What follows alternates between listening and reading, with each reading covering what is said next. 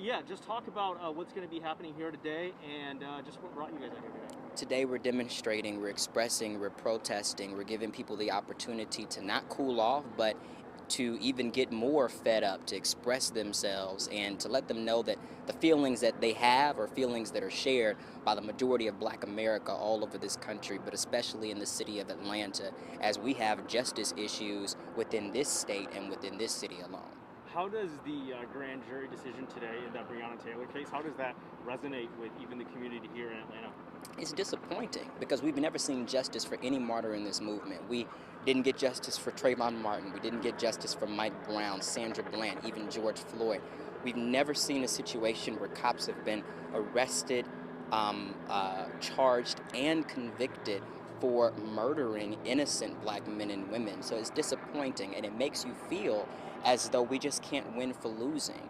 And as a generation that is inheriting problems that have been going on in this country for 400 years, but feeling as though so much progress has been made, you just feel a little landlocked, as though you just can't get past where we are right now so that we can truly experience that justice and equity.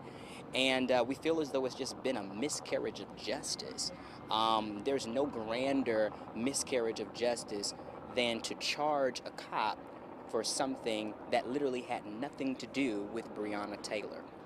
That charge that was given was not what was was not what was due. You know, those cops murdered Breonna Taylor, and each and every one of them should have been held accountable for that. What did you think, when you heard the Attorney General today talking about how the officers knocked, they announced themselves? You kind of heard some of the details he went through today. What was your reaction as he kind of went through all the findings from the grand jury? That clearly in America, and in Kentucky, there is a difference between law and justice. That if you are a cop, then the law works for you and justice works for you. But if you're not a cop, then the law only works against you and justice doesn't work for you. And so it's just a very interesting reality, so to speak, because we just see that there's a difference between law and justice, whereas law and justice are supposed to coincide and work alongside each other. By now, after this country's been in formation for as long as it has, shouldn't be like this. And this happened in Louisville, but you're seeing demonstrations here and other parts of the country. When people see what's happening in Atlanta, what do you want them to know as far as how you guys stand in solidarity with Louisville?